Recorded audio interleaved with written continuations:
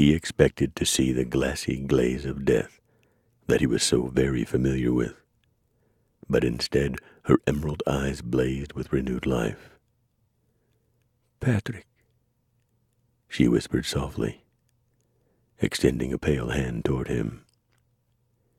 He began to back away, shaking his head in disbelief. He watched as her mutilated body went through a strange rejuvenation. The mauled tissues of her internal organs began to knit together and heal of their own accord. The jagged flats of the rib cage also mended, once again joining the shattered breastbone. Finally, the creamy flesh of her chest crept inward like a converging tide, sealing away the inner workings of her anatomy. Patrick could bear to look no more. He turned his face to the far corner of the room and saw a pair of eyes blazing at him from within the dense shadows. They were the size of shot glasses, and as icy blue as moonlight on winter snow. Patrick felt cold fear creep through the very marrow of his bones as the throaty growl came again, and, with it, the fetid warmth of bestial breath on his face. He caught the odor of blood and decayed meat, as well as the musky scent of the animal that crouched in the darkness before him. Patrick took a step backward as the beast moved stealthily toward him. He suddenly remembered the shotgun and lifted the stock to his shoulder.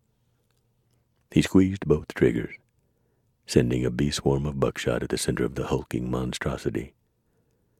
The beast grunted at the impact of the blast, but it did not slow its swift advance. With an ear-splitting roar, the intruder leaped from the shadows, and Patrick received a fleeting glimpse of the horror that confronted him. In the pale wash of moonlight, he saw an enormous wolf coming for him. Or rather, it was a nightmarish hybrid of wolf and man. It towered over him, its long ears brushing the beams of the ceiling, and its coat of bristly gray fur gleaming like spun silver upon its head and shoulders. A hairy arm of incredible length lashed out at him, and before he could react, Patrick felt its razored claws bite deeply into his midsection. He glanced down to see his belly slashed open and his entrails hanging precariously within the gaping wound, on the verge of uncoiling. The horrid sight of his own evisceration was blocked by the looming presence of his attacker, and abruptly he found himself pressed with his back to the hardwood floor, struggling beneath a hirsute knot of hellish fury. He kicked and thrashed and prayed to the Lord Almighty to save him from this savage fiend, but his pleas went unheeded. Patrick stared up into a wolfish face and watched as it leered mercilessly down at him, black lips peeling back to reveal yellowed fangs. Hot saliva dripped upon the column of his bare throat, telegraphing the monster's brutal intentions. The Undertaker of the town of Kanturk threw back his head and prepared to scream, but suddenly he had nothing to scream with.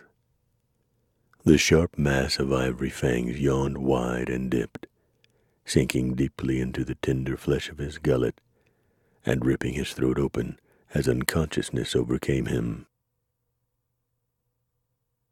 Patrick O'Shea awoke to find himself staring up at the pale sphere of the moon.